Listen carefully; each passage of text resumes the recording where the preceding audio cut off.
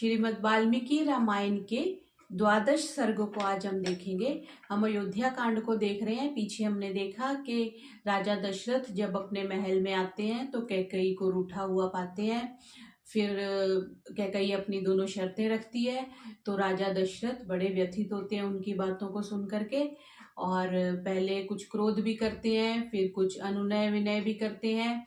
और आज के द्वादश सर्ग में आएगा कि दशरथ विलाप करते हैं कि तुम भले ही भरत को राजा बना दो, मैं उसको एग्री करता हूँ, लेकिन श्री राम को वन में तुम क्यों भेजना चाहती हो।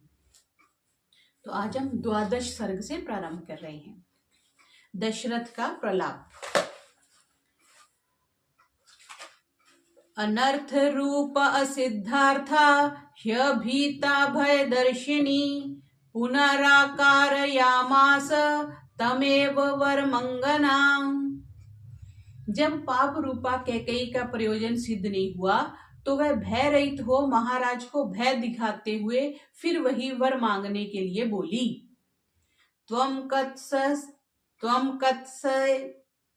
दोबारा शुरू करते। सर्वेभ्यो नमः। श्रीमद् वाल्मीकि रामायण के अयोध्या कांड को देख रहे हैं। आज हम द्वादश सर्ग से प्रारंभ करेंगे। कल हमने देखा कि राजा दशरथ कैकेयी के पास आते हैं और कैकेयी अपनी दोनों शर्तें उनके सामने रखती है। तो आज के सर्ग में आएगा दशरथ का प्रलाप। अनर्थ रूप असिद्धार्था ह्यभीता भय दर्शिनी पुनराकारयामास तमेव वरमंगना। जब पाप रूपा कैकेयी का प्रयोजन सिद्ध नहीं हुआ तो वह भय रहित हो महाराज को भय दिखाते हुए फिर वही वर मांगने के लिए बोली। त्वं कथसे महाराज सत्यवादी दृढ़व्रतः मम च एमं वरम कस्मात् धारितुम इच्छसि। हे महाराज, आप अपने आप को तो बहुत सत्यवादी और दृढ़ प्रतिज्ञा होने की श्लाघा करते हो, फिर मेरे वरों को क्यों नहीं देना चाहते। एवं मुक्तस्तु कैकेय्या राजा दशरथस्तदा प्रत्युवाच ततः क्रुद्धो मुहूर्तम विहलन्नविव। कैकेयी के ऐसा कहने पर महाराज थोड़ी देर के लिए तो विकल हो गए, फिर वे क्रुद्ध होकर बोले। अपुत्रेण मया पुत्रः श्रमेण महता महान् रामो लब्धो महाबाहु स कथम त्यजते मया। मैंने बहुत दिनों तक पुत्रहीन रहकर बड़े कष्टों से महापराक्रमी श्री राम को प्राप्त किया है, अब मैं उसे कैसे त्याग सकता हूँ। शूरश्च कृतविद्यश्च जित्क्रोधः क्षमापरः कथम कमलपत्राक्षो मया रामो विवास्यते। शूरवीर, विद्वान, क्रोध को जीतने वाले, शांत स्वभाव, क्षमाशील, कमल नयन श्री राम को मैं कैसे निर्वासित कर सकता हूँ। नृशंसे पाप संकल्पे रामम सत्य पराक्रमम किम विप्रियेन कैकेयी प्रियम योजसे मम। हे क्रूर एवं पाप संकल्प वाली कैकेयी, तू मेरे प्यारे और सत्य पराक्रमी श्री राम को किस लिए वन में भिजवा रही है। तथा विलप्तस्तस्य परिभ्रमित चेतसः अस्मत् अभ्यागमत् सूर्यो रजनी चा अभ्यवर्तत। व्याकुल चित्त महाराज दशरथ के इस प्रकार विलाप करते करते संध्या हो गई और रात चढ़ने लगी। सात्रियामा तथा अर्थस्य चंद्रमंडल मंडिता राज्यो विलप्तस्तस्य न व्यभासत शर्वरी। वह 3 पहर वाली रात्रि पूर्ण चंद्रमा से युक्त होने पर भी दुखी और विलाप करते हुए महाराज दशरथ को आनंद न दे सकी। जैसे परिस्थितियां अच्छी ना हो तो बाहर जितना बहुत अच्छा हो, लेकिन मन की स्थिति अच्छी नहीं है तो कुछ भी अच्छा नहीं लगता। तथैवोष्णं विनिश्वस्य वृद्धो दशरथो नृपः विल्ललापार्तवद दुःखं गगन आसक्त लोचनः। महाराज दशरथ बार बार आहें भर के आकाश की ओर टकटकी लगाए रोग पीड़ित की तरह विलाप करते हुए कहने लगे। न प्रभातम त्वेच्छामि निशि नक्षत्र भूषणे क्रियातां मे दया भद्रे रचितो अयं मयांजलिः। हे नक्षत्रों से सुशोभित रात्रि, मैं तेरा प्रभात काल नहीं चाहता। प्रभात होने पर मुझे राम गमन रूपी दुख देखना पड़ेगा। हे कल्याणप्रद रात्रि, मेरे ऊपर दया कर, मैं तुम्हारे सामने हाथ जोड़ता हूँ। तो रात्रि के लिए भी वो रात्रि को कह रहे हैं कि तुम आज ढलना मत, क्योंकि मैं श्री राम को वन में जाता हुआ नहीं देख सकता। प्रभातम तवेच्छामि निशे नक्षत्र भूषणे क्रियातां मे दया भद्रे रचितो अयं मयांजलिः। हे नक्षत्रों से सुशोभित रात्रि, मैं तेरा प्रभात काल नहीं चाहता। प्रभात होने पर मुझे राम गमन रूपी दुख देखना पड़ेगा। जैसे हमें कोई कष्ट होता है तो हम कहते हैं कि आज की रात तो ढलनी नहीं चाहिए, ऐसा वो कह रहे हैं। हे कल्याणप्रद रात्रि, मेरे ऊपर दया कर, मैं तेरे सामने हाथ जोड़ता हूँ। एवं मुक्त्वा ततो राजा कैकेयीं च इदं ब्रवीत् साधुवृत्तस्य दीनस्य त्वद्गतस्य गतायुषः प्रसादः क्रियतां भद्रे देवी राज्यो विशेषतः शून्य न खलु शुश्रोणि मयिदं सुमुदाहृतम्।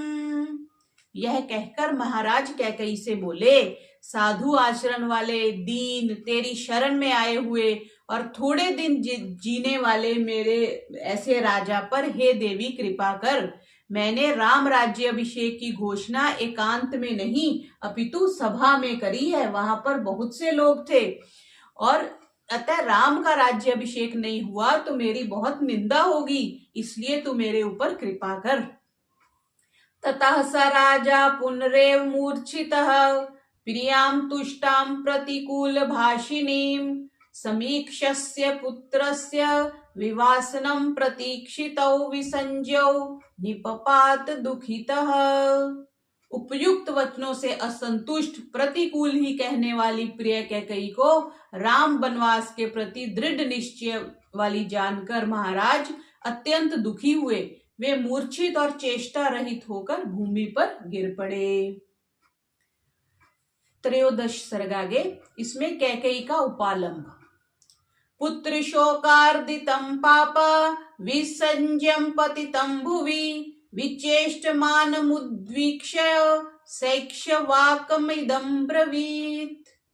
पुत्र शोक से पीड़ित और मूर्छित अवस्था में भूमि पर पड़े हुए विविध प्रकार की चेष्टा करते हुए महाराज दशरथ को देख वह पापिन कैकेयी बोली, आहु सत्यम ही परमं धर्मं धर्मविदो जनाः सत्यमाश्रित्य ही मया त्वं च धर्म प्रचोदितः।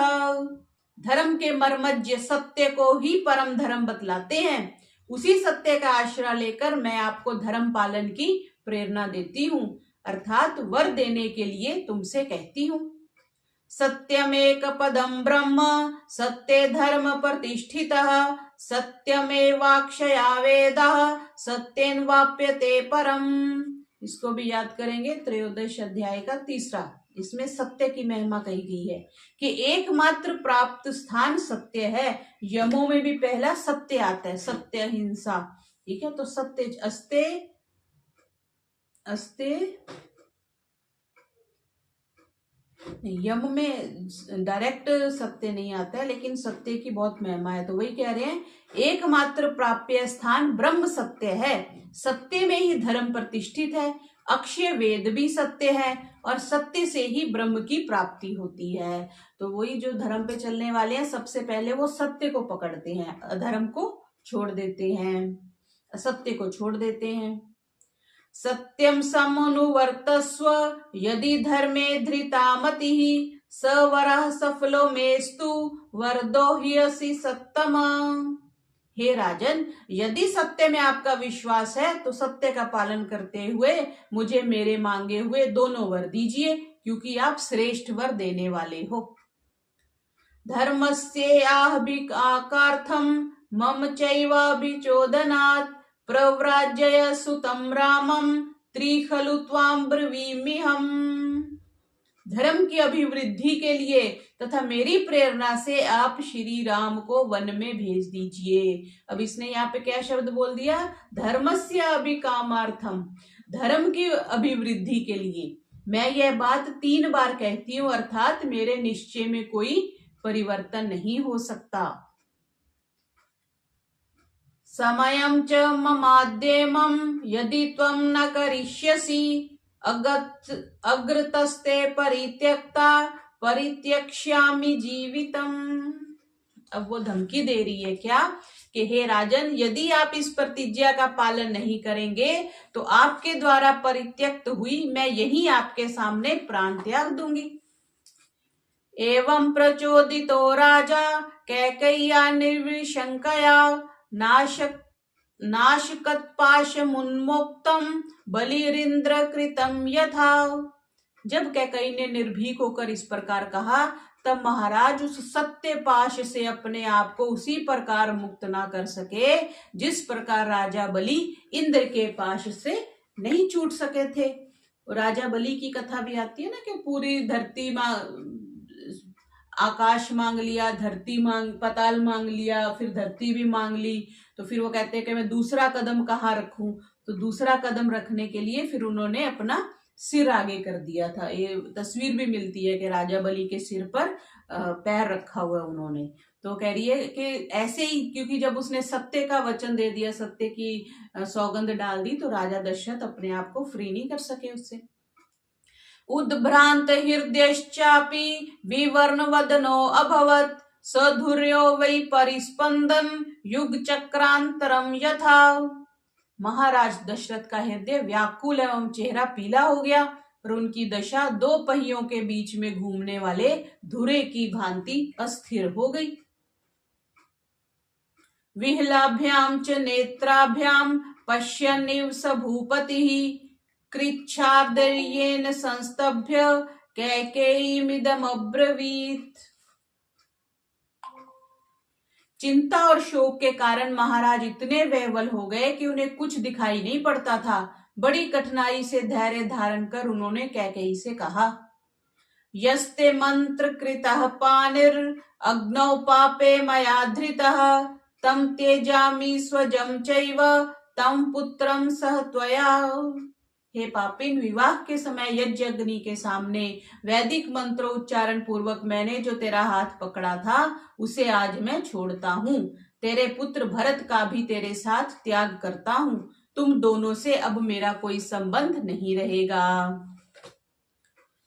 विवाह के समय वो वर जो एक मंत्र बोलते हैं ना, ऋग्वेद का मंत्र बोलते हैं, गृभनामी ते सौभगवत्वाय हस्तम मया पत्या जरदष्टिर यथा सा भगो अयरमा सविता पुरंधिर मह्यम त्वा दुर्गा हपत्याय देवा। कि हे वराने, सौभाग्य के लिए मैं तेरे हाथ का ग्रहण करता हूँ। तू मुझ पति के साथ जरा अवस्था को, बुढ़ापे को सुख पूर्वक प्राप्त हो। सकल ऐश्वर्य युक्त न्यायकारी सर्व जगत उत्पादक जगत उद्धारक परमात्मा और सभा मंडप में बैठे हुए सभी विद्वानों गृहस्थाश्रम कर्म के अनुष्ठान के लिए तुझे तेरे लिए मेरे लिए सौंपते हैं। तो इस तरह का जब वो करते हैं तो वही बोला, वैदिक मंत्रोच्चारण पूर्वक जो मैंने यस्ते मंत्र कृता पानी रग्नो, पानी ग्रहण संस्कार विवाह को बोलते हैं ना, तो उस समय जो मैंने तेरा हाथ पकड़ा था उसे मैं छोड़ता हूं। प्रयाता रजनी देवी सूर्यस्योदयन प्रति अभिषेकम गुरुजन स्त्वरिष्यति माम दुर्वम। हे देवी, अब रात समाप्त होने को है और सूर्य उदय होने वाला है, अतः गुरुजन एवं प्रजाजन निश्चय ही मुझे राम राज्य अभिषेक के लिए जल्दी करने को कहेंगे। रामाभिषेक संभारैस् तदर्थमुपकल्पितहि रामः कारितव्यो मे मृतस्य सलिल क्रियाम् त्वया सपुत्रया नैव कर्तव्या सलिल क्रिया व्याहन्तास्य शुभाचारे यदि राम अभिषेचनम। श्री राम के अभिषेक के लिए तैयार किए गए शुभ पदार्थों से राम का अभिषेक तो ना होगा, ये दशरथ जी कह रहे हैं, किंतु उनसे राम अंत्येष्टि क्रिया करेगा। हे दुष्ट विचार वाली क्योंकि मृतक शरीर को स्नान कराने से अंत्येष्टि कर्म आरंभ होता है ना, तो उसको सलील क्रिया कहते हैं। जब अभी भी चलता ही है कि अंतिम जब समय आता है तो शरीर छोड़ने के बाद हम शरीर को स्नान अवश्य करवाते हैं, तो उसको सलील क्रिया कह रहे हैं। तो वही सलील क्रिया कहते हैं ना, रामा कारितव्यो में मृतस्य सलील क्रिया। हम कारितव्य मीन्स वो करेंगे क्या, सलील क्रिया, मेरे को स्नान करवाएंगे। हे दुष्ट विचार वाली, याद रख, यदि तू रामाभिषेक में विघ्न डालेगी तो मेरी मृत्यु पर मेरी अंत्येष्टि अपने पुत्र भरत सहित तुम मत करना, राम ही मेरी अंत्येष्टि क्रिया करेगा। ताम तथा ब्रुवतः तस्य भूमिपस्य महात्मनः प्रभ्राता शर्वरी पुण्या चंद्र नक्षत्रशालिनी। महाराज दशरथ के कई से इस प्रकार कहते कहते चंद्र और नक्षत्र माला से सुशोभित रात्रि समाप्त हो गई और पुण्य प्रभात हो गया। वशिष्ठो गुण संपन्ना शिष्य परिवृत्तदा उपसंगृहे संभारान प्रविवेश पुरुत्तमम्। उधर रात्रि व्यतीत होने पर अपने शिष्यों से घिरे हुए गुण संपन्न महर्षि वशिष्ठ ने अभिषेक संबंधी सामग्रियों सहित पुरी में प्रवेश किया। सिक्त सम्मार्जित पथाम पताका उत्तम भूषिताम विचित्र कुसुमाकीर्णाम नाना स्नग्निभिर्विराजिताम। जब महर्षि वशिष्ठ नगरी में प्रविष्ट हुए तो उन्होंने देखा कि राजधानी की सब सड़कें स्वच्छ थी, उन पर छिड़काव किया गया था और जिधर देखो उधर ध्वजा और पताकाएं फहरा रही थी। भांति भांति के विचित्र फूल सड़कों पर फैले हुए थे और स्थान स्थान पर पुष्प मालाएं लटकी हुई थी। सहरिष्ट मनोजोपेताम समृद्ध विपनापनाम चंदनागर धूपैश्च सर्वतः परिधूपिताम ताम पुरीं समतिक्रम्य पुरंदरपुरोपमाम ददर्शान्तः पुरं श्रीमान नानाध्वज गणायुतम। वह नगरी सुप्रसन्न मनुष्यों से भरी हुई थी और बाजार की दुकानों में अनेक प्रकार के माल भरे हुए थे। वह नगरी चंदन और अगर की सुगंधी से सुवासित हो रही थी। इस प्रकार की इंद्रपुरी के तुल्य अयोध्यापुरी में जाते हुए उन्होंने राजमहल को देखा। उस राजमहल पर नाना प्रकार के झंडे फहरा रहे थे।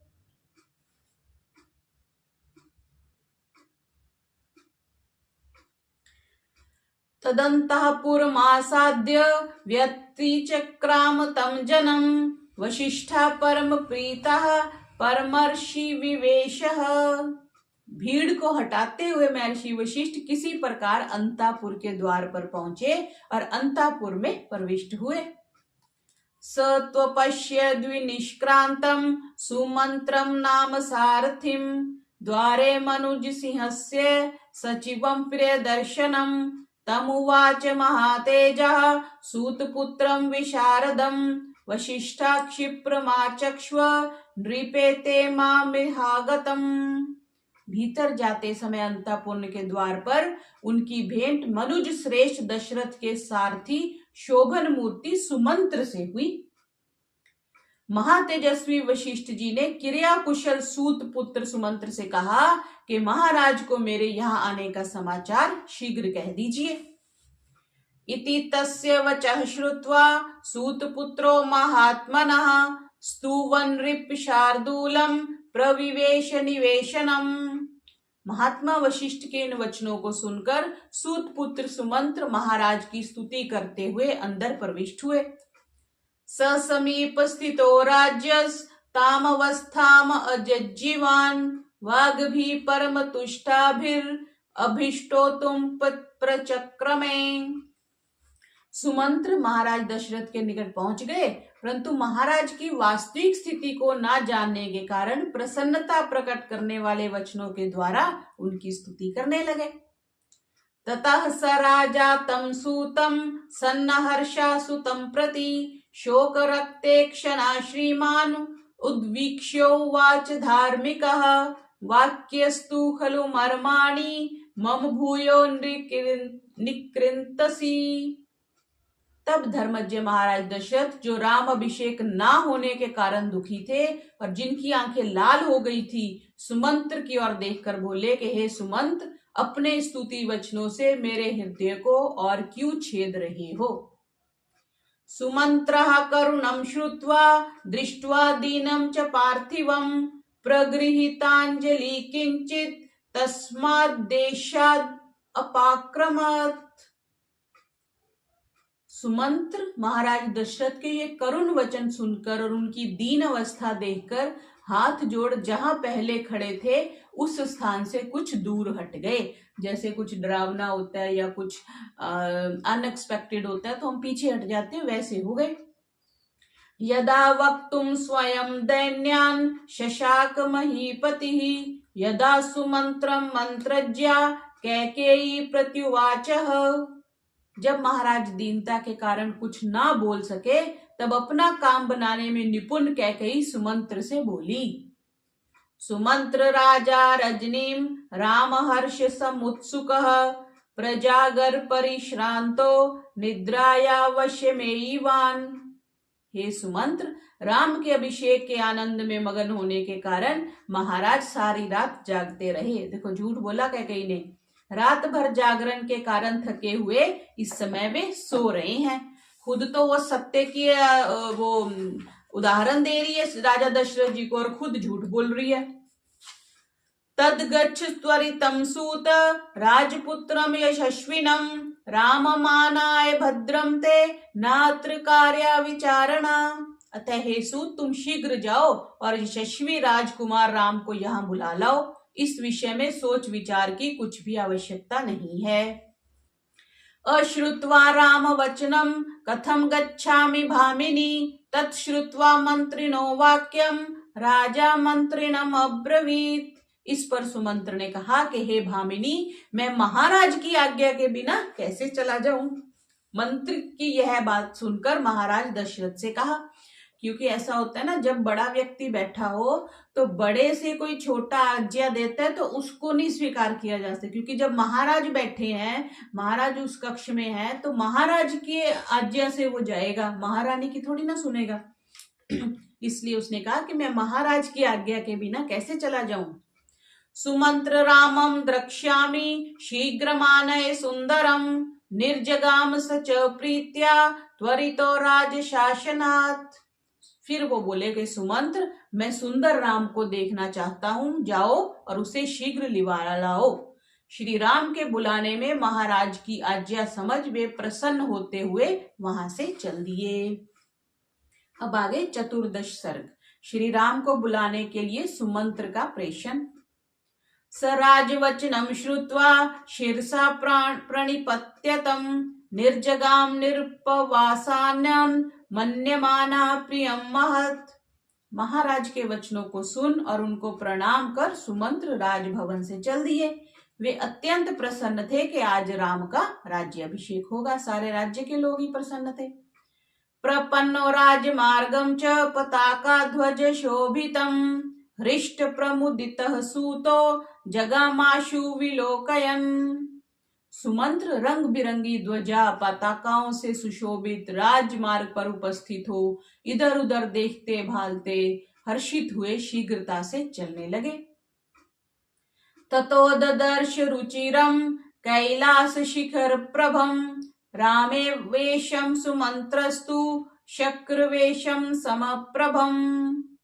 थोड़ी ही देर में सुमंत्र ने मनोहर कैलाश पर्वत के शिखर के समान उज्जवल इंद्र भवन के समान सुंदर राम भवन को देखा। उपस्थित समाकीर्णम जनैरंजलिकारिभिः उपादाय समाक्रांतैस् तथा जानपदैर्जनैः। उस समय वहां अनेक लोग हाथ जोड़े हुए उपस्थित थे। वहां अनेक राष्ट्रों के लोग भी थे जो श्री राम को उपहार देने के लिए भेंट की वस्तुएं लिए हुए उपस्थित थे। सततन्तः पुरद्वारम समतीत्य जनाकुलम प्रविवक्ताम तथा कक्ष्याम आससाद पुराणवित्। सुमंत्र अंतःपुरण के उस द्वार को, जिस पर लोगों की बहुत भीड़ थी, लांग कर भीतर के द्वार पर पहुंचे जहां भीड़ नहीं थी। प्रतिवेदितमाजाय सूतमभ्यन्तरं पितुः तैत्रव अनायाय मास राघवः प्रिय कामया। द्वारपालों द्वारा सुमंत्र के आने का समाचार सुन उन्हें अपने पिता का अंतरंग समझकर श्री राम ने उन्हें भीतर ही बुलवा लिया, जिससे सुमंत्र प्रसन्नता अनुभव करे। हमने कल भी देखा था ना कि जब वो वो सीधे अंदर आ गए, तो महर्षि वशिष्ठ खुद अंदर नहीं गए महल में, उन्होंने सुमंत्र को भेजा। तम वैश्रवणम संकाशम उपविष्टम स्वलंकृतम ददर्श सूता पर्यंके सौवर्णे सोत्तर छदे। सुमंत ने भीतर जाकर देखा श्री राम गदा चादर आदि से सुसज्जित स्वर्ण पलंग पर कुबेर जैसे आभूषण धारण करे हुए बैठे थे। श्री राम गद्दा चादर आदि से सुशोभित सुसज्जित स्वर्ण पलंग पर, सोने के पलंग पर कुबेर जैसे आभूषण धारण किए हुए बैठे थे। तम तपंतम इवादित्यम उपपन्नम स्वतेजसा ववंदे वरदम वंदी विनयज्यो विनीतवत। श्री राम अपने तेज से मध्याह्न के सूर्य के भांति दीप्यमान हो रहे थे। 12 बजे का सूर्य जैसे तेज चमकता है, ऐसे श्री राम चमक रहे थे। शिष्टाचार में निश्चानात सुमंत्र ने वरदाता श्री राम का नम्रता पूर्वक अभिवादन किया। प्रांजलिस्तु सुखम पृष्ट्वा विहार शयने स्थितम राजपुत्रम उवाचेदम सुमंत्रो राज सत्कृतः। महाराज से सम्मानित सुमंत्र ने हाथ जोड़कर शैया पर विराजमान श्री राम से कुशल क्षेम पूछकर ये कहा। कौसल्या सुप्रजा राम पिता त्वां द्रष्टुमिच्छति महिषया सह कैकेय्या गम्यतां तत्र माचिरम। हे कौसल्या के सुपुत्र, कैकेयी सहित महाराज दशरथ आपको देखना चाहते हैं, आप वहां शीघ्र चलिए। एवं मुक्तस्तु संहृष्टो नरसिंहो महाद्युतिः ततः सम्मानयामास सीतामिदमुवाचः।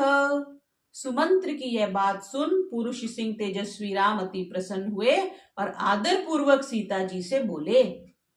देवी देवश्च देवी च समागम्य मदंतरे मंत्रयेते ध्रुवम किंचिद अभिषेचन संहितम। हे देवी, माता केकेयी और पिताजी एकत्र बैठे हुए अवश्य ही मेरे अभिषेक के विषय में विचार विमर्श कर रहे हैं। लक्षयित्वा हि अभिप्रायं प्रिय कामासु दक्षिणा संचोदयति राजानं मदर्थ मदिरेक्षणे। हे सुलोचने, सुलोचना के सुलोचन कहते हैं आंख को, हे सुलोचने सुंदर आंखों वाली। हे सुलोचने, मेरा अनुमान है कि मेरी हितैषिणी चतुरा कैकेयी महाराज का अभिप्राय जानकर मेरे अभिषेक के लिए महाराज को प्रेरित कर रही होगी। श्री राम अच्छा ही सोच रहे हैं उनके बारे में। अहम शीघ्रमितो गत्वा द्रक्ष्यामि च महीपतिम सह त्वं परिवारेण सुखम आपस्व रमस्व च। अब मैं तुरंत यहाँ से जाकर महाराज के दर्शन करूंगा, तुम यहाँ अपनी सखियों के साथ आनंद मनाओ।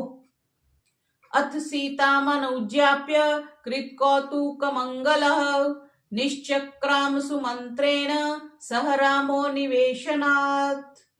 इस प्रकार सीता जी को आदेश देकर अपने राज्य अभिषेक के लिए मंगलाचार पूर्वक श्री राम सुमंत्र के साथ अपने भवन से प्रस्थानित हुए। ततः पावक संकाशम आरूरोह रथोत्तमम वैयाघ्रम पुरुष व्याघ्रो राजितम राजनंदनः।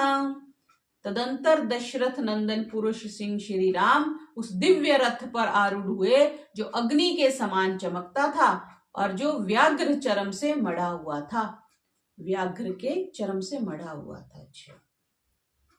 छत्र चामर पाणिस्तु लक्ष्मणो राघवानुजः जुगोप भ्रातरम भ्राता रथमास्थाय पृष्ठिता। श्री राम के छोटे भाई लक्ष्मण हाथ में छत्र और चमर लिए हुए रथ में पीछे बैठकर उनकी रक्षा कर रहे थे। अच्छा, लक्ष्मण जी भी साथ में गए जब दशरथ जी ने उनको बुलाया। आगे 15वां सर्ग पंचदश सर्गा श्री राम का पिता के पास आगमन। स राजकुलम् आसाद्य मेघ संगोपमहि शुभै सन्निवर्त्य जनम सर्वं शुद्ध्यांतः पुरम अभ्यागत। चलते चलते श्री राम राजभवन में पहुंचे। वह राजभवन मेघ समूह के समान जान पड़ता था। साथ के साथ सब लोगों को अंतिम ड्योढ़ी पर छोड़कर श्री राम ने अंतःपुर में प्रवेश किया। सददर्शासने रामो विश्वनम पितरम शुभे कैकेयी सहितम दीनम मुखेन परिशुष्यता। अंतःपुर में जाकर श्री राम ने देखा कि महाराज दशरथ कैकेयी के साथ सुंदर आसन पर विराजमान हैं। वे दीन और दुखी हैं तथा उनके मुख का रंग फीका पड़ गया है। सपितुश्चरणौ पूर्वम अभिवाद्य विनीतवत् ततो वंदे चरणौ कैकेय्या सुसमाहितः। श्री राम ने जाते ही पहले अत्यंत विनीत भाव से पिता के चरणों में शीश झुकाया, फिर बड़ी सावधानी से माता कैकेयी के चरणों को स्पर्श किया। रामेत्युक्तवाच वचनम वाशपर्याकुलेक्षणः शशाक नृपतिर्दीनो नेक्षितुम नाभिभाषितुम। श्री राम को देख महाराज दशरथ केवल राम ही कह सके। रामेति युक्तवाच वचनम, सिर्फ यही बोल सके, क्योंकि फिर महाराज के नेत्रों से अश्रुधारा बहने लगी और उनका कंठ गदगद हो गया। फिर वे ना तो कुछ देख सके ना ही कुछ बोल सके। अचिंत्य कल्पम ही पितुस्तम शोकमुपधारयन् बभूव सरबदरः समुद्र इव पर्वणि। अपने पिता की ऐसी असंभावित दशा देखकर उनके शोक का कारण न जानकर श्री राम ऐसे विक्षुब्ध हुए जैसे पूर्णमासी के दिन समुद्र क्षुब्ध होता है। पूर्णमासी के दिन पूर्ण चांद होता है तो ज्वार भाटा आता है, समुद्र का जो पानी है वो विक्षुब्ध होता है। तो वही उदाहरण यहाँ पर दिया। चिंतयामास च तदा रामा पितृहिते रतः किम स्वीवद्यैव निपृत न मां प्रत्यभिनंदती। सदा पिता के हित में लगे रहने वाले राम विचारने लगे कि क्या कारण है कि पिताजी इतनी प्रसन्नता के अवसर पर भी ना तो मुझसे प्रसन्न है और ना ही मुझे आशीर्वाद दे रहे हैं। अन्यदा मां पिता दृष्ट्वा कुपितोऽपि प्रसीदति तस्य मामद्य संप्रेक्ष्य किमायास प्रवर्तते। और दिन तो पिताजी क्रुद्ध होने पर भी मुझे देखते ही प्रसन्न हो जाया करते थे, परंतु आज मुझे देखकर उन्हें कष्ट क्यों हो रहा है। सदीन इव शोकार्तो विषन्न वदनद्युतिः कैकेयीम अभिवाद्यैव रामो वचनम अब्रवीत। इस चिंता में श्री राम का मुंह उतर गया। दीनों की भांति शोक पीड़ित और अद्युतिहीन श्री राम कैकेयी को अभिवादन करके ये वचन बोले। कच्चिन्मया नापराध धम ज्ञान देन में पिता कुपित स्तन्मन्या चक्ष्व त्वं चैवैनं प्रसादय। यदि अज्ञानवश मुझसे कोई अपराध हो गया हो जिससे पिताजी मुझे अप्रसन्न है तो आप मुझे उस अपराध को बताएं और मेरी ओर से आप इन्हें प्रसन्न करें और मनाएं। अतोष्यन् महाराजम कुर्वन् वा पितृवचः मुहूर्तमपि नेच्छेयं जीवितुम कुपते नृपे। महाराज का कहना न मानकर उनको असंतुष्ट एवं कुपित कर मैं एक मुहूर्त भी नहीं जीना चाहता। उनको असंतुष्ट एवं कुपित कर मतलब मैं पिताजी को नाराज करके एक मुहूर्त भी नहीं जीना चाहता। एवं मुक्ता तु कैकेयी राघवेन महात्मना उवाचेदं सुनिर्लज्जा धृष्टम आत्म आहतम वचः। जब श्री राम ने कैकेयी से उपयुक्त वचन कहे तब निर्लज्जा कैकेयी ने यह धृष्टता एवं स्वार्थ पूर्ण वचन बोले। न राजा कुपितो राम व्यसनम नास्य किंचन किंचन मनोगतम त्वस्य त्वद्भया न अभिभाषते। हे राम, ना तो महाराज तुझसे अप्रसन्न है ना ही इनके शरीर में कोई रोग है। इनके मन में कोई बात है जिसे तुम्हारे भय से ये कहते नहीं। यदि तद्वक्ष्यते राजा शुभम वा यदि वा शुभम करिष्यसि तथा सर्वम आख्यामि पुनस्त्वहम। यदि तुम यह बात को स्वीकार करो कि महाराज उचित या अनुचित जो कुछ कहें उसे करोगे तो मैं तुम्हें सब कुछ बतला दूं। एतत्तु वचनं श्रुत्वा कैकेय्या समुदाहृतम् उवाच व्यथितो रामस्तां देवीं नृपसन्निधौ। कैकेयी के द्वारा कहे गए इन वचनों को सुनकर श्री राम अत्यंत व्यथित हुए। उन्होंने महाराज के समीप बैठी हुई कैकेयी से कहा, अहो धिंगनार्हसे देवी वक्तुं मामीदृशं वचः अहं हि वचनाद्राज्यः पतयेमपि पावके भक्ष्येयं विषं तीक्ष्णं मज्जेयमपि चार्णवे नियुक्तो गुरुणा पित्रा नृपेण च हितेन च। अहो धिक्कार है हे देवी, आपको ऐसा कहना उचित नहीं।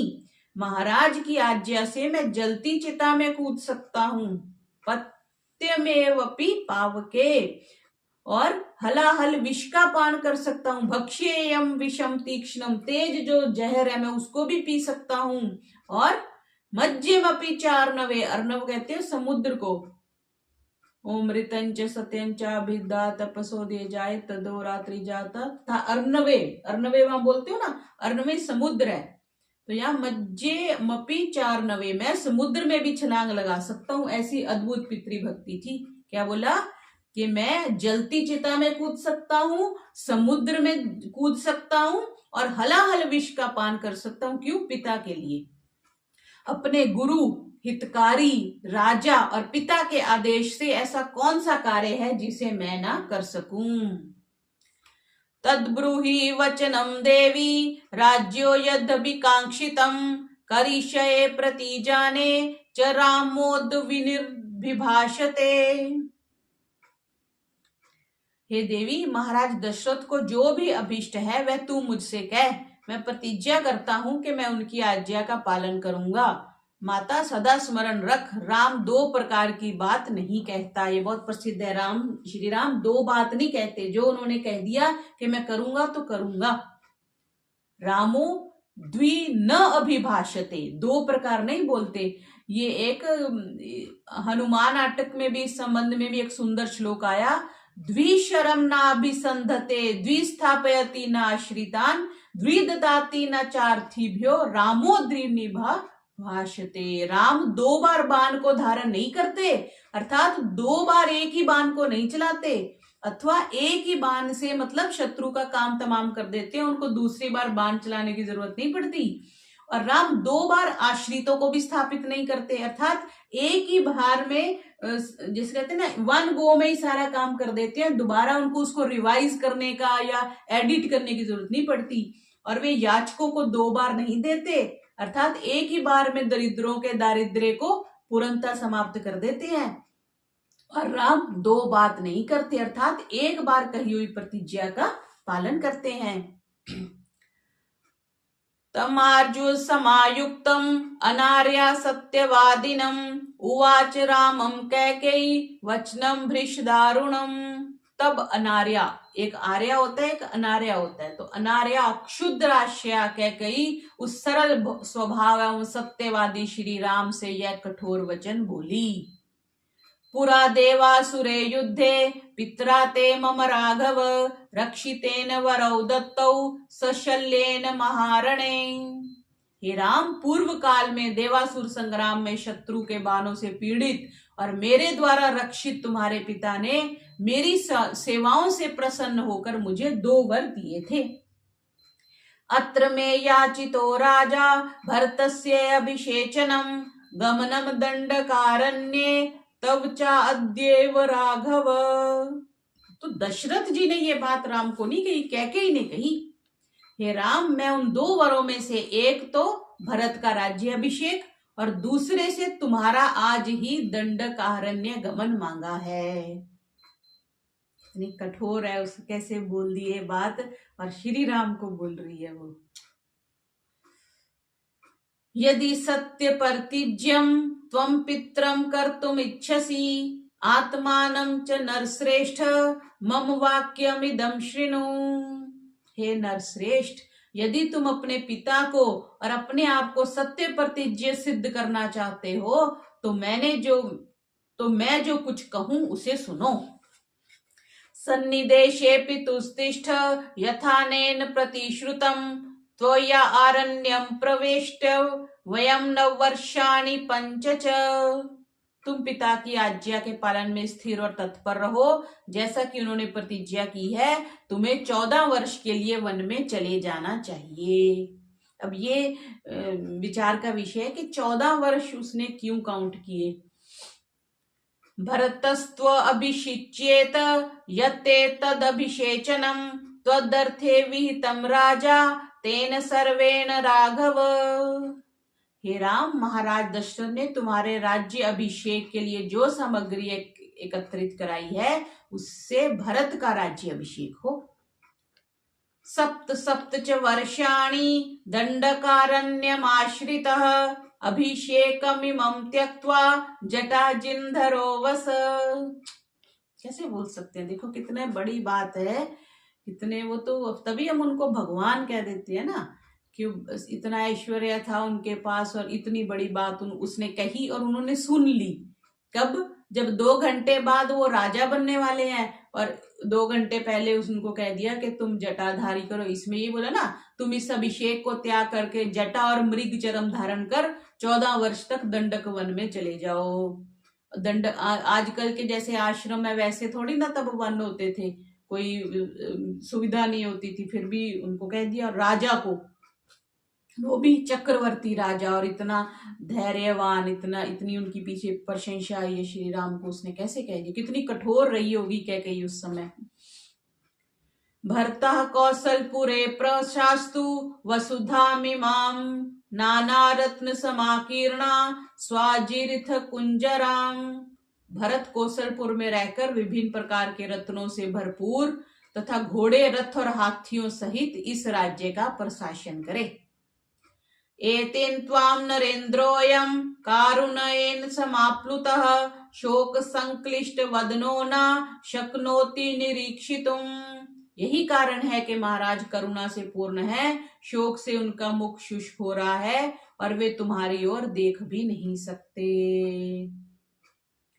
एतत् कुरु नरेन्द्रस्य वचनं रघुनंदन सत्येन महता राम तारयस्व नरेश्वरम। हे रघुनंदन, तुम महाराज की इस प्रतिज्ञा को पूर्ण करो। महान सत्य के पालन द्वारा तुम महाराज का उद्धार करो। इतीव तस्या पर्षं वदन्त्या न चैव रामा प्रविवेश शोकम प्रविव्यथे चापि महानुभावो राजा तु पुत्र व्यसनाभितप्तः। कैकेयी के इस प्रकार के कठोर वचन बोलने पर भी श्री राम को कोई शोक नहीं हुआ, परंतु महाराज दशरथ जो पहले ही दुखी थे, राम के स्वाभाविक वियोग के कारण होने वाले दुख से अति व्याकुल हुए। आगे 16 सर्ग। अब श्री राम जी की प्रतिज्ञा। तत्प्रियं मित्रगणो वचनं मरणोपमं श्रुत्वा न विव्यथे रामः कैकेयीं चैदं ब्रवीत्। शत्रु संहारक श्री राम मृत्यु के समान पीड़ादायक कैकेयी के इस अप्रिय वचन को सुनकर तनिक भी दुखी नहीं हुए और उससे बोले, एवं अस्तु गमिष्यामि, जैसे मैं जाऊंगा, अवश्य जाऊंगा, एवं अस्तु, ऐसा ही होगा। वनम वस्तु अहम त्वितः जटाजिन्धरो राज्य प्रतिज्ञा मनुपालयन। बहुत सुंदर बात कही कि बहुत अच्छा, ऐसे ही होगा। महाराज की प्रतिज्ञा पूर्ण करने के लिए मैं जटा और वल्कल वस्त्र धारण कर अभी नगर को छोड़कर वन को जाऊंगा। परंतु ज्ञातुम इच्छामि किम अर्थम मां महीपतिः न अभिनंदिति दुर्दशो यथा पूर्व मंदिरम। किंतु मैं ये अवश्य जानना चाहता हूं कि अजय तथा शत्रु संहारक महाराज पूर्ववत मुझसे बोलते क्यों नहीं। अलीकम मानसं त्वेकं हृदयं दहतीव मे स्वयं यन्नाह माम राजा भरतस्य अभिषेचनम। एक मानसिक दुख मेरे हृदय को बुरी तरह से जला रहा है कि महाराज ने भरत के अभिषेक के विषय में स्वयं मुझसे क्यों नहीं कहा। अहम ही सीताम राज्यम च प्राणिना इष्टान धनानि च हृष्टो भ्रात्रे स्वयं दद्याम भरताय प्रचोदिता। महाराज की तो बात ही क्या, मैं तो तेरे कहने से ही प्रसन्नता पूर्वक भाई भरत के लिए राज्य ही नहीं अपितु सीता, अपने प्राण, इष्ट और धन सब कुछ वार सकता हूं। साहरिष्टा तस्य तद्वाक्यम श्रुत्वा रामस्य कैकेयी प्रस्थानम श्रद्धाना ही त्वार्यामास राघवम। श्री राम के इस वचन को सुन कैकेयी अति प्रसन्न हुई। राम के वनगमन के संबंध में विश्वस्त होकर वह श्री राम को शीघ्रता के लिए प्रेरित करने लगी। तव तो हम क्षमं मन्ये न उत्सुकस्य विलंबरम राम तस्मादितः शीघ्रम वनम त्वं गंतुमर्हसि। हे राम, तुम वन जाने को उत्सुक हो तो विलंब ठीक नहीं, तुम शीघ्र ही वन की यात्रा आरंभ करो। व्रीडान्वितः स्वयं यच्च नृपस्त्वां नाभिभाषते न एतत् किंचिन्नरश्रेष्ठ मन्युरेशो अपनीयताम। महाराज स्वयं तुमसे वन जाने के लिए नहीं कह रहे हैं, इसका कारण केवल लज्जा है, यह कोई बात नहीं, तुम इस चिंता को मन से निकाल दो। यावत् त्वं न वनं यातः पुरादस्मादभित्वरन् पिता तावन्ते राम स्नास्यते भोक्ष्यते पिवा।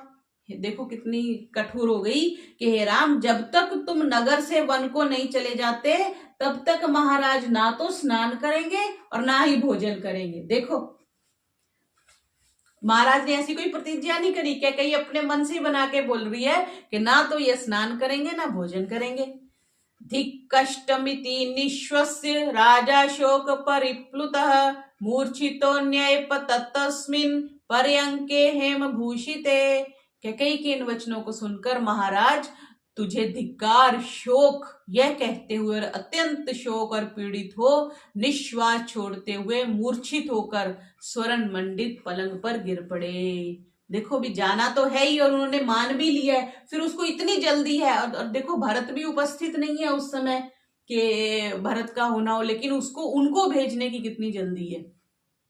राम उपथ्याय राजानम कैकेय्याभिप्रचोदितः कश्यवाहतो वाजी वनम गंतुम कृत्वरः। श्री राम ने महाराज दशरथ को उठाया और कैकेयी द्वारा प्रेरित चाबुक से आहत घोड़े की भांति के वन के जाने के लिए शीघ्रता करने लगे। जैसे घोड़े को चाबुक लगाओ तो घोड़ा तेजी करता है, वैसे वो वन जाने के लिए शीघ्रता करने लगे। तत्प्रियम अनायार्य वचनम दारुणोपमं श्रुत्वा गत्व्यथो रामः कैकेयी वाक्यम अब्रवीत। भावी जीवन में घोर दुखों को उत्पन्न करने वाली दुष्टा कैकेयी ने उन अप्रिय वचनों को सुनकर भी राम व्यथित नहीं हुए। वे कैकेयी से बोले, ना अहम अर्थ परो देवी लोकमा वस्तु मत्सहे विद्धि माम ऋषि अभिस्तुल्यम केवलम धर्मास्थितम। हे देवी, मैं धन, राज्य, ऐश्वर्य की आकांक्षा होकर संसार में नहीं रहना चाहता, मुझे तो आप केवल ऋषियों के समान धर्मनिष्ठ समझे, इसलिए उनको मर्यादा पुरुषोत्तम श्री राम कहते हैं मैं तो धर्म के लिए जीवित रह रहा हूं, ये धन के लिए, राज्य के लिए और ऐश्वर्य के लिए नहीं। यद्यत्र भवता किंचित शक्यं कर्तुं प्रियं मया प्राणापि परित्यज्य सर्वथा कृतमेव तत्। यदि मैं अपने प्राण देकर भी पूज्य पिताजी का अभीष्ट कार्य कर सकूं तो उस कार्य को किया हुआ ही समझो। अर्थात पिताजी को प्रसन्न करने के लिए तो मैं प्राण भी दे सकता हूं, वन जाने की तो यह बात ही क्या है। कितना रिवर्स है, आजकल पिताजी कोई बात कह दें तो बच्चे मानते ही नहीं, सुनते ही नहीं। नाह्यतो धर्माचरणं किंचिदस्ति महत्तरं यथा पितरी शुश्रूषा तस्य वा वचन क्रिया। पिताजी की सेवा और उनकी आज्ञा का पालन करने से बढ़कर संसार में कोई धर्माचरण है ही नहीं। ना ही अतो धर्माचरण किंचिदस्ति महत्तरम, महत्तरम इस बड़ा, उससे बड़ा। यथा पितृ शुश्रूषा, जैसे पिताजी की सेवा है, तस्य व वचन क्रिया, और उनकी बातों को मानना। अनुक्तो अपि यत्र भवता भवत्या वचनदाहं वने वत्स्यामि विजने वर्षाणि 14। पूज्य पिताजी के ना कहने पर भी मैं आपके ही आदेश से 14 वर्ष तक निर्जन वन में वास करूंगा। न नूनम मयि कैकेयी किंचिदाशंससे गुणान यद्राजानमवोचतुम ममेश्वरास्तरा सती। हे सती, हे कैकेयी, मेरे लिए आप पिताजी से भी अधिक पूज्य हैं। ममेश्वरा तरा सती, परंतु आप मेरे स्वभाव मतलब माता पिता की आज्ञा पालन को नहीं जान पाई। यदि जानती तो ऐसी तुच्छ बात पिताजी से ना कहती। यावन् मातरम मा पृच्छे सीतां च अनुनयामयम् तदोद्यैव गमिष्यामि दंडाकानां महद्वनम्। अच्छा हुआ जो हुआ, अब मेरे दंडक वन जाने में इतनी ही देर है कि मैं माता कौशल्या से आज्ञा ले लूं और सीता जी को समझा दूं। भर्ता पालयेद राज्यं शुश्रूषेश्च पितृ यथा तथा भवत्या कर्तव्यम स ही धर्मः सनातनः। आप ऐसा प्रयत्न करें जिससे भरत ठीक प्रकार से राज्य का पालन करें और पिताजी की सेवा करें, क्योंकि पुत्र के लिए यही सनातन धर्म है। स रामस्य वचः श्रुत्वा भृशं दुःखतः पिता शोकादश्वकनुवन् बाष्पं प्ररुरोध महास्वनम्। अत्यधिक दुख से आहत महाराज दशरथ श्री राम के इन वचनों को सुनकर शोक के कारण कुछ बोल तो ना सके, परंतु वे फूट फूट कर रोने लगे। वंदित्वा चरणौ रामो विसंज्ञस्य पितुस्तदा कैकेय्याश्चाप्या नार्या निष्पपात महाद्युतिः। महातेजस्वी श्री राम ने मूर्छित पिता के चरणों की वंदना की और फिर अनार्या कैकेयी के चरण स्पर्श किए। स रामः पितरं कृत्वा कैकेयीं च परिदक्षिणं निष्क्रामयान्तः पुरातस्मात् स्वं ददर्श सुहृर्जनम्। पिताजी और कैकेयी की प्रदक्षिणा करके तथा अंतःपुर से बाहर निकलकर श्री राम ने अपने इष्ट मित्रों को देखा, क्योंकि जो उनके साथ रथ में गए थे।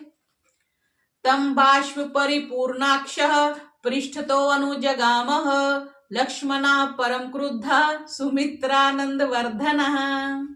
श्री राम के पीछे पीछे सुमित्रा के आनंद को बढ़ाने वाले अत्यंत क्रुद्ध और आंखों में आंसू भरे हुए लक्ष्मण जी भी चले। न चास्य महतीं लक्ष्मी राज्यनाशोपकर्षति लोककान्तस्य कान्तात्व क्षित्रमिश्रे विक्षयः। राज्याभिषेक ना होने के कारण सहज कांति युक्त लोकप्रिय श्री राम की मुख द्युति में कोई अंतर नहीं आया, बिल्कुल ऐसा ही रहा। जिस प्रकार चंद्र क्षय, कृष्ण पक्ष में चंद्रमा का निरंतर क्षीण होना शीतल किरण चंद्रमा के सौंदर्य और लोकप्रियता को कम नहीं कर पाती, उसी प्रकार राज्य नाश होने पर भी श्री राम की शोभा पूर्ववत ही थी। जैसे चंद्रमा भले ही छोटा हो जाता है लेकिन उसकी शीतलता और उसकी किरणें उसी समान रहती हैं, तो उसी प्रकार श्री राम रहे। ना वनम गंतुम कामस्य त्यजतश्च वसुंधराम सर्वलोकागतिस्यैव लक्ष्यते चित विक्रिया। यद्यपि श्री राम अखिल पृथ्वी का राज्य, अखिल पृथ्वी फिर से आ रहा है, सर लक्ष्यते चित्वी वसुंधराम, सारी वसुंधरा को, सारी पृथ्वी का राज छोड़कर वन जा रहे थे, तथापि जीवन मुक्त महायोगेश्वर की भांति उन्होंने मन में किसी को किसी प्रकार का विकार दिखाई नहीं दिया। सर्वो हि भिजनः श्रीमान श्रीमतः सत्यवादिनः ना अलक्ष्यत रामस्य किंचिदाकार मानने। श्री राम के समीपस्थ लोगों ने भी जो सज धज कर अभिषेक में सम्मिलित होने के लिए आए थे, सत्यवादी श्री राम के मुख पर कोई विकार ना देखा। प्रतिषिध्ये शुभम छत्रम व्यजने च स्वलंकृते विसर्जित्वा स्वजनम रथम पौरांस्तथा जनान धारयन् मनसा दुःखम इंद्रियाणि निगृह्य च प्रविवेशात्मवान्वेष्म मातुर्प्रिय संशिवान। श्री राम ने वो शुभ छत्र और अलंकृत चंवर हटवा दिए। फिर रथ को अपने इष्ट मित्रों, पूर्ववासियों और बाहर के लोगों को विदा कर पिता के दुख को मन में धारण किए हुए अपनी इंद्रियों को अपने वश में कर आत्म विजय राम इस अप्रिय घटना को सुनाने के लिए माता कौसल्या के महल में प्रविष्ट हुए। इति सब षोडश सर्गः। ओम शांति शांति शांति। सर्वेभ्यो